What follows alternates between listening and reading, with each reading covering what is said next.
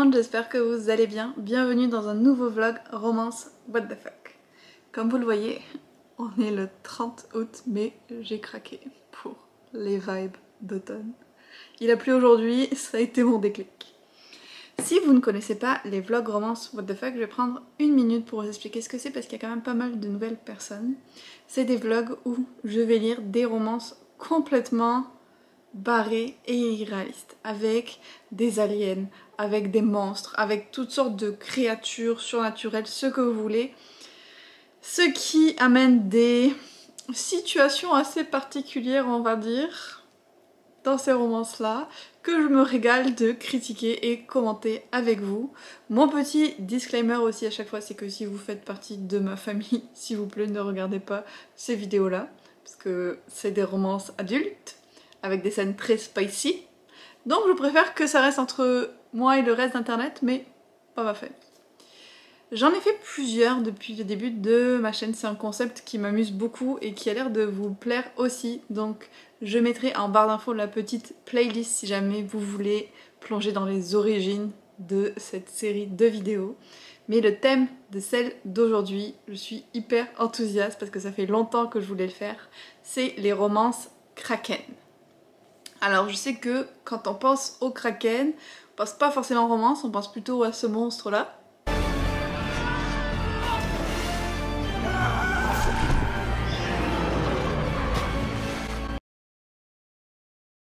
Mais apparemment c'est aussi un personnage de romance.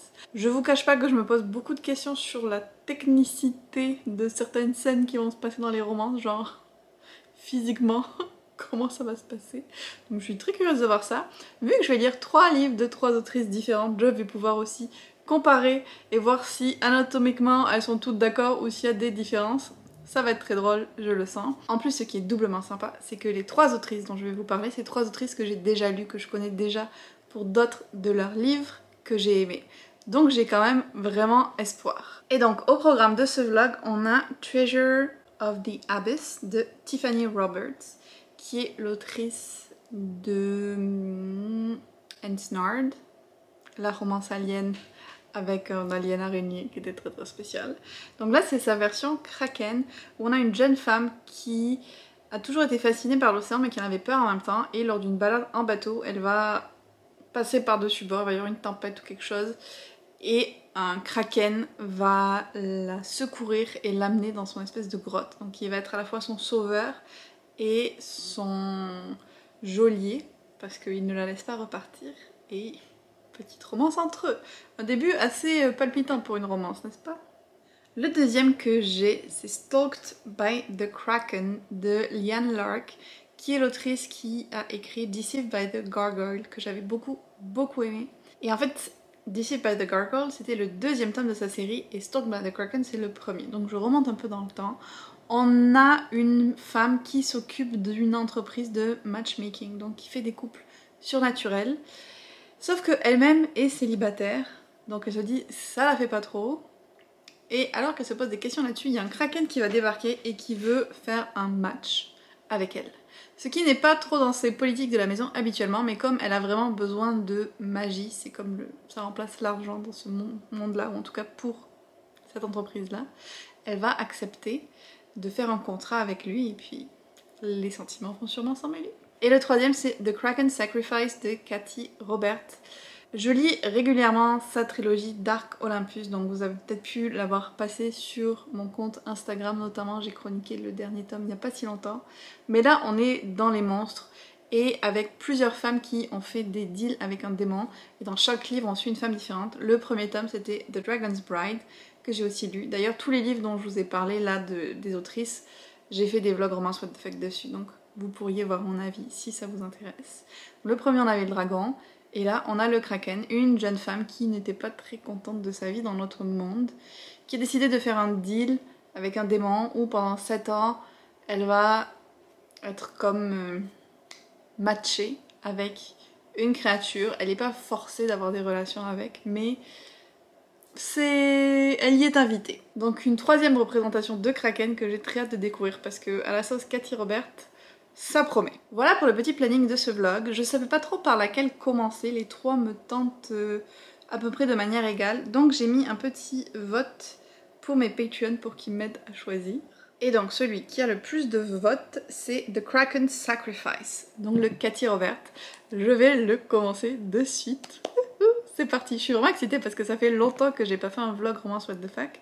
Le dernier justement c'était un vlog Patreon, mais sur ma chaîne comme ça fait vraiment peut-être depuis la fin de l'hiver ou le début du printemps.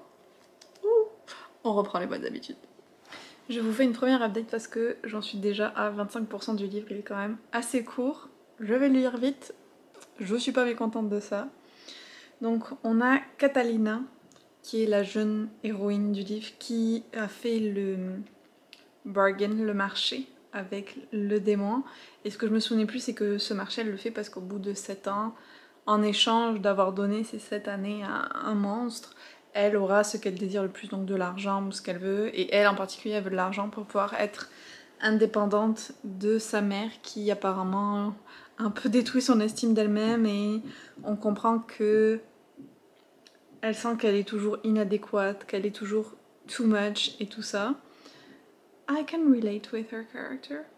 Je la trouve intéressante quand même comme personnage, même si du coup elle est un peu dans l'attaque, on va dire, plutôt que dans la défense.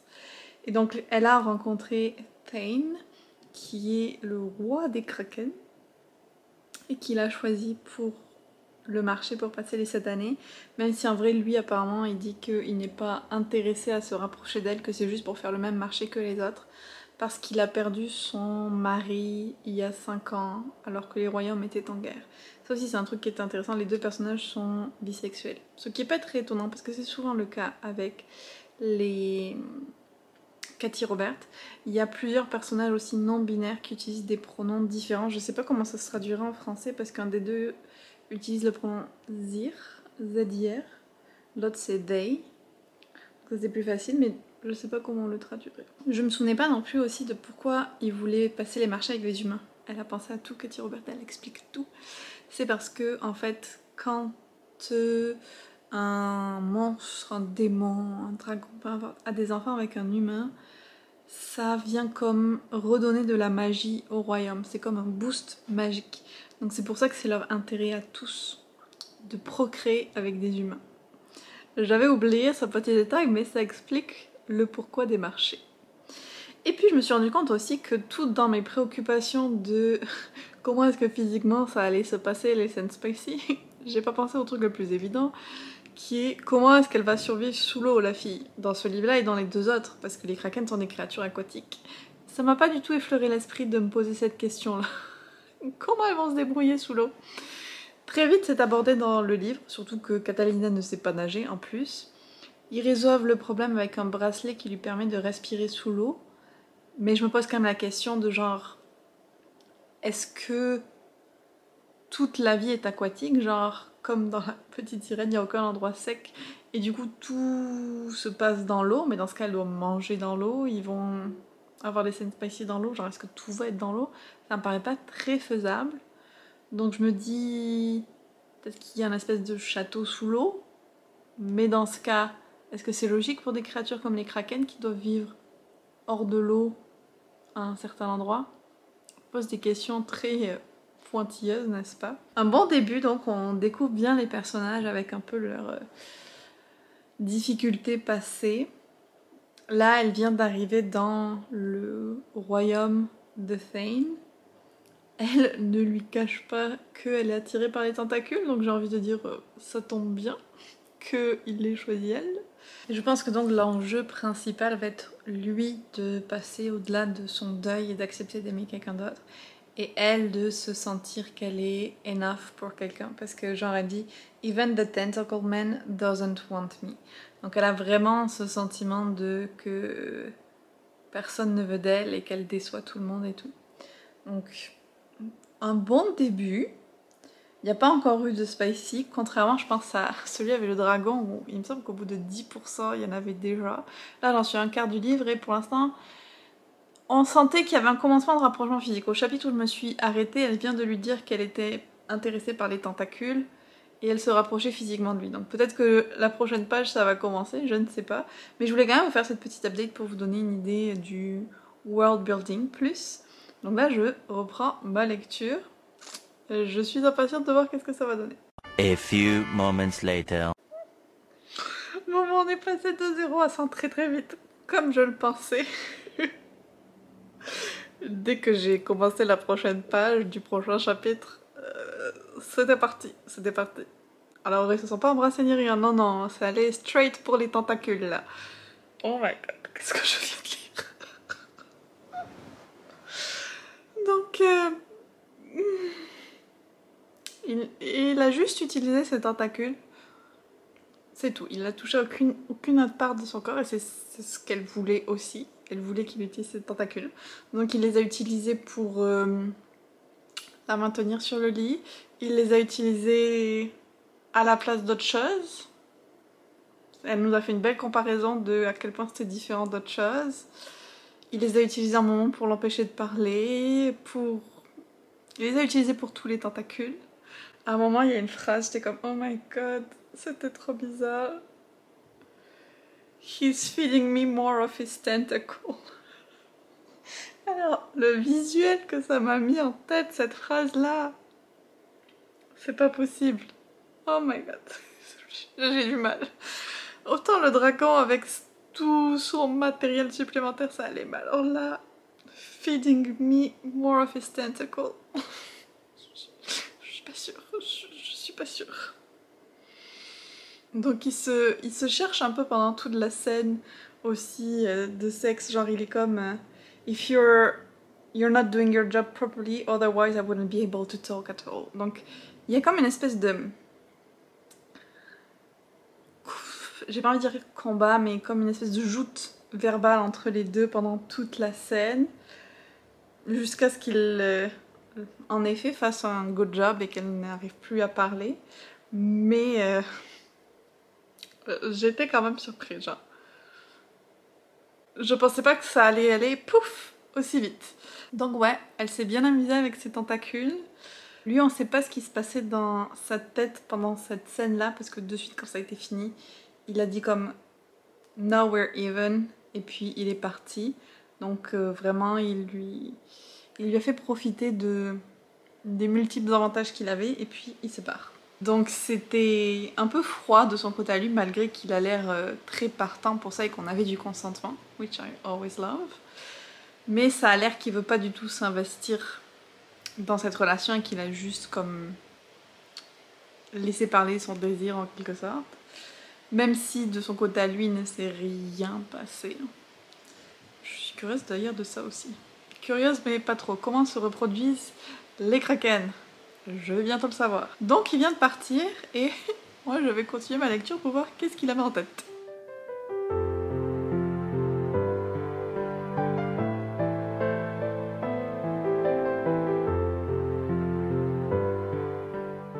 Donc en l'honneur des kraken, je mange des sushis. Je viens de finir le kraken là, mais je suis trop deck. Je suis trop deck. Je pensais qu'il y aurait une scène beaucoup plus spicy à la fin. On a eu qu'une grosse scène spicy. C'est quoi cette affaire? Mais c'est nul. Je m'attendais à plus, franchement. Je m'arrête là pour ce soir parce que c'est tard. Je voulais juste vous dire cette réaction à chaud là que je suis déçue. Je vais aller me coucher et je vous ferai mon avis final sur le livre demain. Hello! Comme je vous le disais hier soir, j'ai fini ma première romance Kraken. Franchement, je l'ai lu très très vite. J'avais oublié à quel point ça se lisait vite ce genre de romance. Et je suis toujours déçue.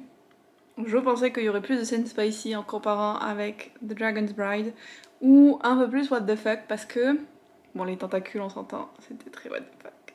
Puis il avait quelques particularités quand même au niveau anatomique, au niveau du système reproductif, on va dire ça comme ça. Je pensais vraiment qu'il y aurait autre chose parce que d'habitude il y a une scène assez spicy mais après vers la fin il y en a une méga what the fuck. Et là non, non, très très très décevant. J'ai quand même aimé l'histoire même si elle me faisait beaucoup de peine Catalina parce que il l'abandonne vraiment toute seule pendant longtemps et ça fait écho à elle comme elle se sentait abandonnée avant. Enfin, c'était triste. Je sympathisais beaucoup avec elle. Bien sûr, ils finissent par tomber amoureux assez rapidement. Il y a un nouvel enjeu qui apparaît, c'était quand même assez intéressant parce que du coup le livre parlait d'avortement. Ce que je m'attendais pas, mais ce qui était cool de voir un sujet, on va dire, un peu sérieux dedans. Il y a un truc qui m'a fait genre... Oh, c'est qu'à un moment, il est dit que dans le passé loin, pour que maintenant il y ait cet être qui soit kraken mais qui soit quand même à moitié humain, qui est certaines parties du corps humain. D'ailleurs, ça tombe bien que il ait une façon de se reproduire quand même assez humaine. Ça aurait pu être l'autre moitié. Enfin, je m'égare. Ce que je voulais dire, c'est que apparemment dans le passé, il y avait un kraken, genre totalement kraken, qui se serait reproduit avec un humain. Et ça me fait trop rire parce que elle dit un truc genre wow, I thought I was adventurous. Mais apparemment, il y a un humain qui s'est reproduit avec un kraken complet. Ça fait quand même se poser beaucoup de questions parce que ça a l'air d'être le next level de Monster Romance. Je pense que c'était principalement ça que je voulais vous dire pour conclure. Si je retourne dans mes petites notations que je faisais avant, niveau world building, écoutez, on va mettre un 3 sur 5 parce que je me pose quand même encore beaucoup de questions malgré certaines explications qu'on a eues sur comment c'est possible leur vie avec quand même des éléments pas mal différents du fait qu'elle elle a besoin d'air pour respirer. Genre, je me pose des questions sur la viabilité de la chose. Niveau relation, je mettrais un 3 sur 5 parce que même si ça s'améliore vers la fin, qu'il y a toujours le consentement et tout ça, ça pas de problème à ce niveau, il l'abandonne quand même pendant plusieurs semaines toute seule, soi-disant pour la protéger ou pour se protéger lui plutôt. Genre, ce n'est pas très considéré, il fait plusieurs choses comme ça, donc peut mieux faire. Niveau spicy, on va mettre un 3 sur 5 parce que il y avait quand même des scènes bien spicy, plusieurs, genre qui augmentaient un peu en intensité, mais ça aurait vraiment pu être plus, surtout qu'elle a déjà fait plus cette autrice. Et niveau what the fuck, il y avait quand même les tentacules. Mais à part les tentacules, il n'y avait rien de trop what the fuck. À force d'en lire, j'ai exploré plusieurs choses et donc je peux comparer. J'ai envie de dire aussi 3 sur 5 du coup. Parce que j'ai vraiment lu beaucoup plus. Alors, certes il y a les tentacules, mais quoi d'autre? Peut-être que ce sera dans une de mes prochaines romances que je le saurai. D'ailleurs, en parlant de ça, j'ai commencé la prochaine qui est Stalked by the Kraken de Lillian Lark, où on a Rose qui, donc comme je vous le disais dans l'intro, a son entreprise de matchmaking, mais qui, suite à une erreur qu'elle a faite, alors j'ai l'impression d'avoir compris que c'était une erreur à propos de quelqu'un avec qui elle s'était matchée elle-même, elle se fait plus du tout confiance et du coup son entreprise est un peu en train de couler. Jusqu'au jour où débarque ce super bel inconnu qui veut être matché avec elle. Et alors nous on a son point de vue à lui aussi, donc c'est ça qui est intéressant parce qu'on peut voir qu'est-ce qui se passe dans sa tête, qu'il a rencontré par hasard dans un café et que de suite sa partie animale et sa partie humaine ont été méga attirées par elle, ce qui lui est pas arrivé genre jamais de la vie avant. Désolée si le cadre a un peu changé, j'ai dû faire de la place sur la carte mémoire. Donc je vous disais, on a ce kraken qui craque totalement, kraken qui craque, qui devient un peu obsédé par elle en fait. Et je comprends pourquoi ça s'appelle stalked, parce que là où j'en suis à peu près à 15%, ça fait une semaine qu'il la suit le gars pour apprendre à la connaître. It's very creepy. Je suis pas sûre d'aimer ça du tout. Genre c'est le genre de comportement red flag que j'aime pas voir. Bon, dans la vraie vie, on s'entend. Mais dans les livres aussi, ça me dérange un petit peu. Donc il a des points négatifs, va falloir beaucoup pour qu'il remonte dans mon estime. Et ce qui est intéressant pour comparer un petit peu les deux Kraken, parce que c'est ça aussi qui m'intéressait en lisant 3 romans différentes. Dans celui-là, ce que je comprends, c'est qu'il a une forme monstre, Kraken, et une forme humaine. Et là, on le voit sous sa forme humaine. Donc je me dis à quel point ça va influencer les scènes spicy, ça aussi. On sait aussi qu'il est immortel. Donc ça, c'est... Je sais pas, c'était pas dit dans le livre d'avant, mais en tout cas, là, il est immortel. Et elle, c'est une sorcière. Alors je sais pas trop si elle est immortelle ou pas. Et je me demande du coup si ça va comme poser des problèmes dans leur relation sur le long terme. Et lui est aussi comme... il se fait engager pour retrouver des artefacts volés, perdus ou quoi.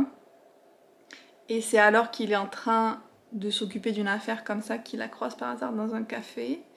Alors, il y a des petits indices qui laissent penser que cette affaire-là peut-être pourrait être reliée aux difficultés de sa compagnie, elle, je ne sais pas, peut-être c'est moi qui vais chercher trop loin. Mais il y a une volonté de l'autrice d'avoir une certaine intrigue au-delà de la romance, ce qu'on peut apprécier. Donc j'en suis vraiment qu'au tout début, mais il y avait quand même assez d'éléments, je me suis dit, pour que je vous fasse une première update de lecture. Le titre a pris, comme je vous disais, tout son sens, parce que vraiment, il la suit. Alors j'espère que maintenant qu'il l'a rencontrée, que ça va devenir un petit peu plus sain, parce que ça ne l'est pas du tout. Ah oui, un dernier truc aussi, c'est qu'elle, elle voit les threads, comme les fils du destin un petit peu des gens, et c'est comme ça qu'elle peut faire des matchs amoureux. Et là, il se trouve que lui, elle lui envoie aucun. Ça fait un peu comme Edouard et Bella, où Edouard il peut lire les pensées de tout le monde sauf celle de Bella. Genre toujours cette exception-là, justement c'est la personne avec qui tu vas finir. Donc je vais le continuer tranquillement et je vous referai une update plus tard. Hello, j'en suis à 50% de lire et je voulais vous faire une petite update parce que ils sont débrassés des choses. J'avais prévu de le lire, voire de le finir hier soir en fait, parce que ça se lit quand même assez vite. Mais on a aidé un ami à déménager, ce qui était un peu imprévu, ce qui nous a fait très plaisir aussi. Si jamais regarde cette vidéo, on est très content d'avoir pu t'aider. Et donc quand on est rentré, j'ai lu juste un petit peu et même avec ça j'ai réussi à aller à 50%. Donc je pense que j'aurais pu le finir, sinon ça... c'est cool de lire des livres aussi des fois. Mais donc, il s'est passé beaucoup de choses. Déjà on comprend un petit peu mieux l'histoire de Rose et pourquoi elle a du mal à faire confiance aux relations. En gros, elle avait trouvé son match parfait qui est censé être un truc hyper rare, genre connexion à 100%. Et il a vraiment maltraité, il a vraiment dit des choses qui l'ont beaucoup blessée et qui ont encore un impact sur elle et il l'a jetée au bout d'une semaine. Donc forcément, elle se fait plus trop confiance pour faire son travail. On apprend un peu plus aussi sur le passé de Gideon, un Kraken qui s'appelle Gideon, j'adore. Sur sa vie en tant qu'immortel, qu'il a une forme Kraken genre vraiment qui peut détruire des bateaux, mais que pendant les scènes spicy ce sera size appropriate. D'ailleurs, un des trucs dans ce world building, c'est que les shifters, s'ils se transforment partiellement pendant les relations intimes, ça leur apporte beaucoup plus de plaisir. Donc genre s'ils ont un peu de fourrure, s'ils ont une queue qui sort, s'ils ont des tentacules qui sortent aussi, c'est toujours beaucoup mieux pour eux apparemment. Donc on s'en doute bien que c'est ce qui allait se passer dans leur première scène spicy. Techniquement ils ont fait un contrat pour 3. Et ça commence à peu près normalement on va dire, même si bien sûr il a un énorme you know what comme d'habitude. Mais après ça commence à devenir un peu plus corsé parce qu'elle lui demande de shifter, parce qu'elle en a besoin pour mentalement passer au-dessus de certains blocages. Fact important, quand il shift en forme genre semi-kraken, son appareil reproducteur change, ça devient plus un truc qui ressemble à ce qu'un homme aurait. Ça devient une forme de tentacule. Sinon bien sûr il profite de ses autres tentacules pour l'immobiliser un petit peu. Là on a un peu de bandage, ça va bien. Et puis à la fin il retourne à sa forme humaine on va dire pour finir l'affaire. Mais ouais, c'était une aventure. C'était une aventure. Après ils sont très chauds quand c'est fini, ils discutent et tout. À un moment ils s'interrompent pour rigoler, pour parler. J'ai vraiment aimé par contre, au-delà de cette histoire de tentacle stuffing, à quel point ils discutent. Et ils se parlent de ce qu'ils ont envie, de ce qui leur plaît, de leurs attentes ou quoi. Ou comme il y a une ambiance détendue entre les deux, comme je disais, ils rigolent des fois pendant. Donc ça j'ai vraiment trouvé que c'était chouette comme représentation d'une scène spicy. Il y a l'intrigue aussi qui se continue un tout petit peu parce que on comprend que le fait qu'elle avait si peu de magie, même si elle prenait moins de contrats et tout, il y a un problème dans les appareils, je sais pas comment appeler, qu'ils utilisent pour canaliser la magie. Donc fort doute qu'il y ait un lien entre l'enquête du Kraken et le problème dans sa bathhouse, mais on verra bien. Je regarde dans mes petites notes si j'avais écrit autre chose. Ah oui, ce que j'ai aimé aussi, c'est que le stalking, là, le fait qu'il a su, c'est adressé. Vous voyez, c'est pas vu comme normal. Il y a un de ses amis qui lui fait « Oh, calme-toi mec, on n'est pas à une autre époque, tu peux pas stalker les femmes. » Et lui dit « Non, non, mais je l'aurais pas fait à une autre époque non plus, là. » Donc j'étais contente que ce soit adressé quand même, ce comportement problématique là. Puis là, c'est intéressant parce qu'elle travaille dans la bathhouse et donc elle part du fait qu'elle a eu beaucoup d'expériences sexuelles, de partenaires, qu'elle a fait beaucoup de choses et qu'apparemment c'est un des trucs que son ex-match parfait lui aurait reproché en lui disant qu'elle était comme used goods, quelque chose comme ça, ce qui on s'entend, it's a dick move. Et donc elle parle de ça aussi et je trouve que c'est intéressant encore une fois d'avoir cette représentation entre guillemets, ou en tout cas ce sujet abordé à travers ce personnage là. Donc j'aime quand même vraiment comment Liliane Lark décide de nous raconter l'histoire, les thèmes qu'elle décide d'aborder, les sujets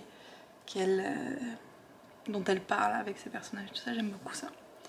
J'aime bien leur petite romance entre eux aussi, maintenant que le stalking est fini, c'est très respectueux, j'aime ça. C'est juste ces histoires de tentacle stuffing au final qui me posent un peu problème. Mais je vais le continuer. Comme je vous disais, ils sont censés le faire 3 fois, là c'était la première fois. Donc je me demande si ça va être encore plus wild les autres. Et on va voir ça. On va partir pour un pique-nique, mais Johan allait vérifier s'il avait bien éteint le four. Donc j'en profite pour vous faire une petite update finale sur Stalked by the Kraken que j'ai fini hier soir, je pense. Ouais, ça doit être ça. Alors, je pense que le début m'enthousiasmait un peu plus que la fin parce qu'il y a eu des choses que j'ai moins bien aimées niveau trope et tout ça. Déjà on avait le côté Insta-love, ça j'ai pas de problème, j'aime bien même, mais le Insta-love, écoutez, au bout de 3 jours elle lui dit qu'elle veut aménager avec lui, alors je comprends que il découvre qu'ils sont mate et tout ça et que dans le monde surnaturel ça a une signification, mais c'était quand même extrêmement rapide, 3 jours pour lui demander d'emménager ensemble. Leur relation, les scènes spicy, continuent à en avoir plusieurs un peu plus kinky au fur et à mesure on va dire. Déjà ces tentacules vont explorer divers orifices de plus. Donc ils explorent beaucoup de choses avec ces tentacules. À la fin on a même un côté exhibitionniste parce qu'ils vont performer devant une salle pleine de personnes. Là aussi j'étais comme, c'est pas trop ma vibe. Et il y avait aussi un côté où elle aimait bien certains propos comme un peu humiliation. C'était pas le pire que j'ai lu, genre le pire c'est vraiment les orques à ce niveau là. Mais même j'étais comme, c'est pas ce que je préfère. Donc niveau comment la relation était, la relation niveau émotionnel reste quand même saine et tout ça, mais au niveau spicy c'était pas ce que je préfère voir, je vais dire ça comme ça. La représentation Kraken était quand même différente du premier livre parce que lui il voit vraiment comme son Kraken un peu comme une créature séparée, il dit toujours my creature wanted ou genre avec des envies propres. Puis c'est censé être une créature surpuissante et immortelle tandis qu'elle est mortelle, donc il y a des enjeux par rapport à ça. Mais ce qui me dérange le plus je pense c'est son tentacule spécial reproducteur qui apparemment est quelque chose que les céphalopodes ont vraiment en vrai. Mais c'était quand même très perturbant. Donc tout ça, ça fait que je l'ai un peu moins aimé, je pense, que Deceived by the Gargoyle, de la même autrice. Je reprends, le four était bien éteint. Donc au final, malgré un début très prometteur, il y a certaines choses que j'ai moins aimées dans celui-là, dans le déroulé de l'histoire. Si on y va avec ma petite notation des romances what the fuck, niveau world building, je mettrais quand même un 4 sur 5 parce que c'est intéressant, le système de magie avec la bathhouse, tout ça, c'était quand même assez développé. Niveau relation, comme je vous dis, le insta-love, ça m'a quand même dérangé. Il y a quand même le fait du stalking au début, n'oublions pas. Puis il y avait un aspect aussi dont je vous ai pas parlé qui était le breeding. Ça irait peut-être plus dans la notation spicy, je sais pas, mais en gros, ça les excite en particulier d'imaginer qu'elle pourrait tomber enceinte. Donc elle enlève son collier contraceptif et il la claim. Un peu un côté plus surnaturel, sauvage on va dire. Donc niveau relation, je vais mettre un 3. Parce qu'on avait quand même des trucs bien aussi. Niveau spicy, on était pas mal. Il y a quand même eu plusieurs scènes qui étaient assez longues, assez intenses. Je vais dire 4. Et niveau what the fuck, étonnamment, on était une coche au-dessus du Cathy Robert parce que je ne me remets pas de son tentacule qui est en mode flux constant. Et qu'il essaye de lui en mettre le maximum de danse.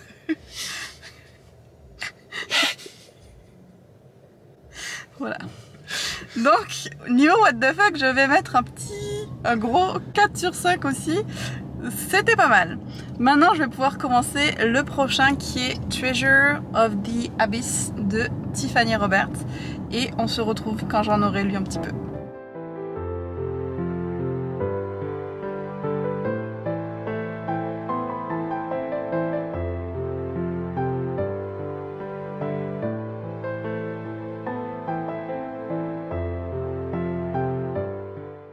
Je profite que je me fais un petit matcha pour vous faire une update du livre. J'en ai lu 30%, mais j'ai un peu plus de mal à rentrer dans l'histoire et à m'intéresser à ce qui se passe que dans les précédents.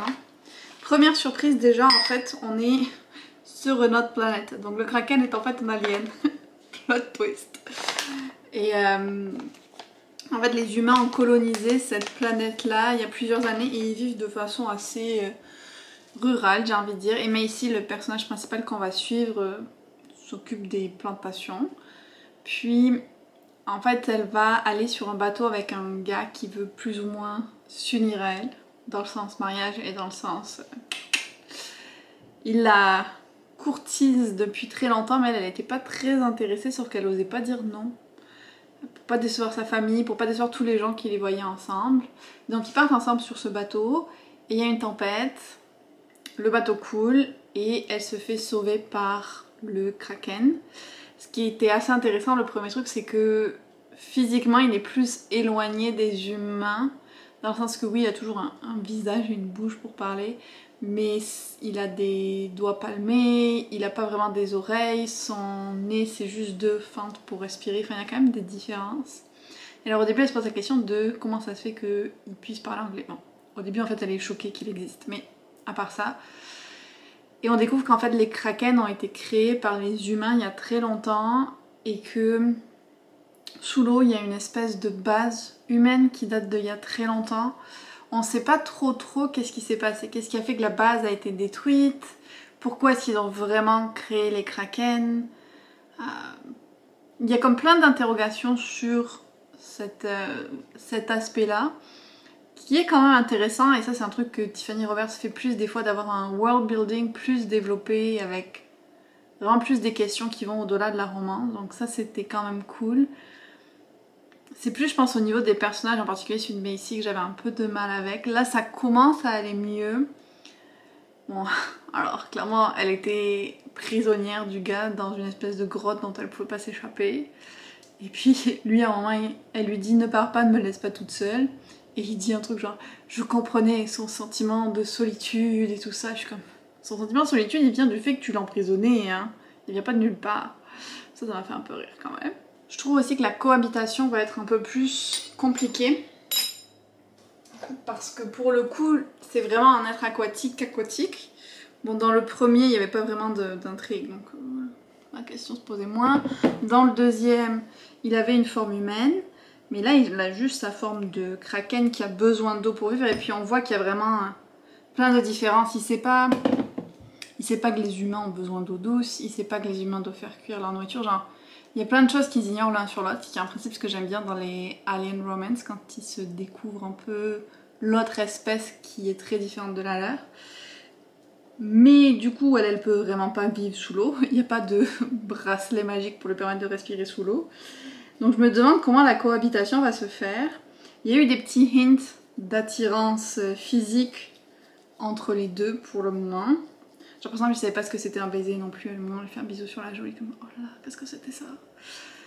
Donc on va voir comment ça va évoluer au niveau de leur relation.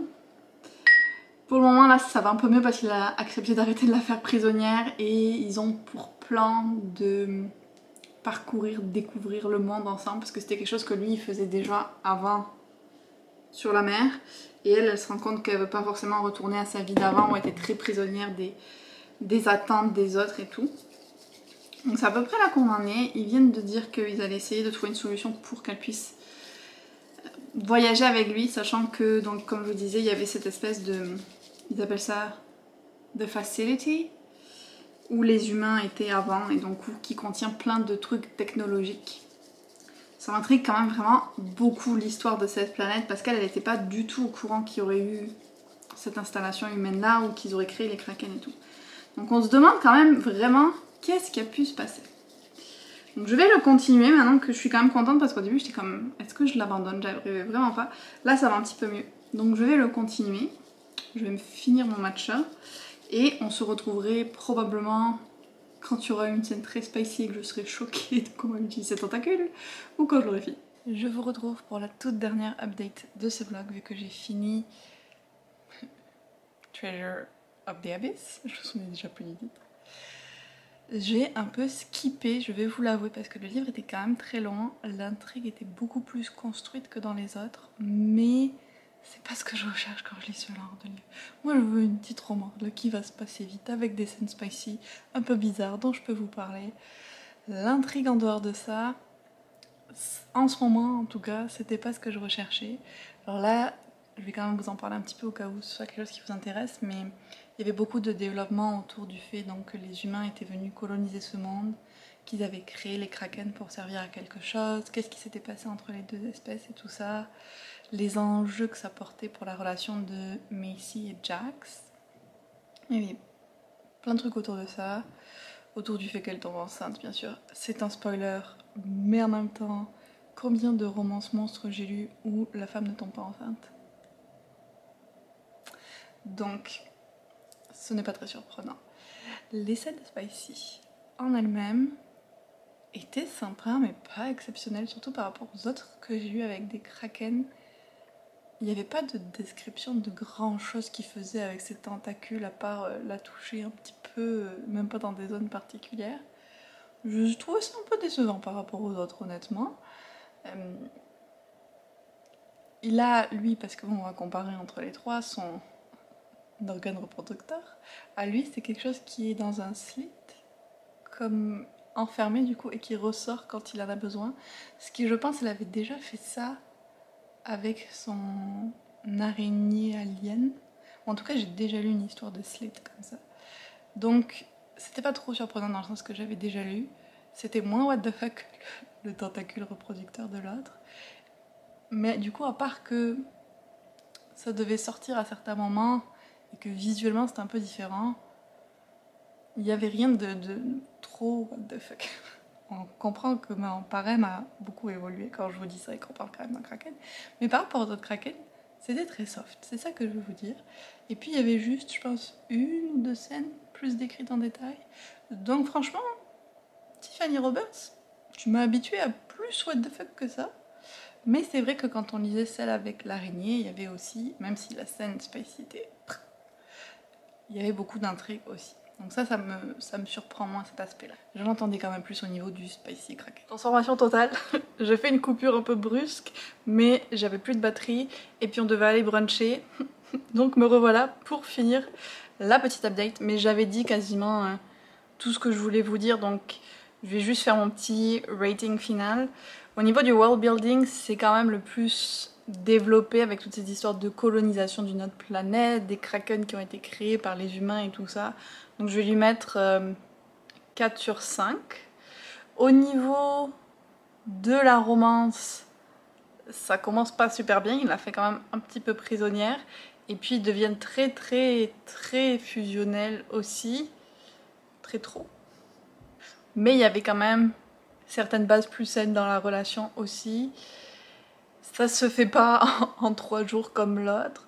Je mettrai 3, 4, 4. Allez, on va être gentil. 4 sur 5. Niveau Spicy, comme je vous disais, un peu en dessous de ce à quoi je m'attendais, même s'il y en avait. Donc on va dire un petit 3 sur 5.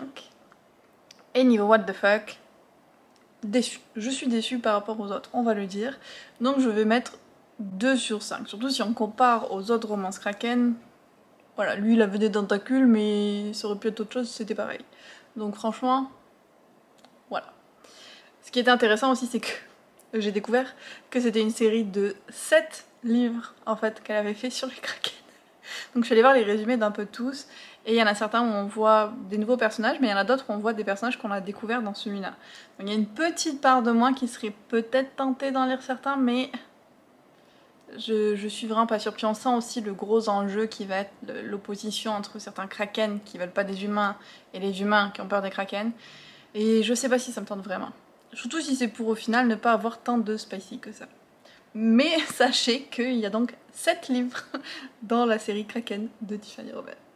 J'avais envie aussi de faire un peu comme un classement du plus krakenesque des Kraken et de les comparer un petit peu les trois ensemble. Donc on avait le premier qui était quand même moitié humain, moitié Kraken. Il avait le haut du corps humain, obviously, sinon niveau roman c'est quand même un peu plus compliqué. Niveau reproduction, c'était quand même assez particulier. Mais le pompon, c'est le deuxième, qui paradoxalement, quand même, avait une forme complètement humaine.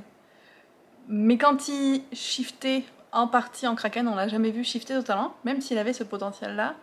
Là, de suite, on passait au next level niveau what the fuck. Et le troisième, qui avait une meilleure explication, on va dire, de pourquoi il était à moitié humain.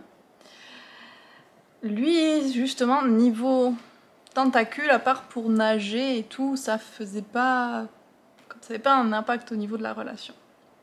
Donc je pense que le plus krakenesque des Kraken, ce serait le deuxième, celui qui avait une forme humaine, parce que quand il se mettait en forme Kraken, c'était vraiment up there.